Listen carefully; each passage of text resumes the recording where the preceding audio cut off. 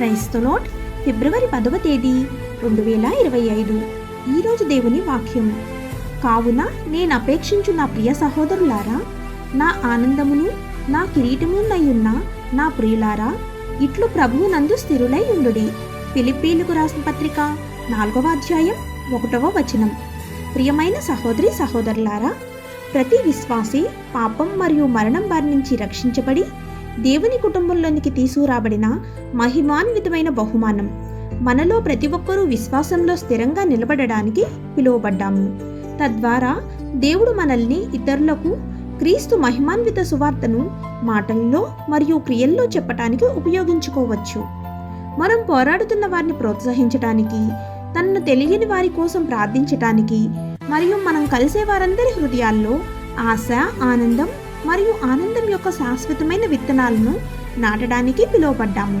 తద్వారా మనం ఒకరోజు కలిసి నిలబడి మన గొప్ప రాజుల రాజు మరియు ప్రేమగల మహిమగల ప్రభువును ఆరాధించేటప్పుడు ఆనందిస్తాము. ఆమేన్. God bless you.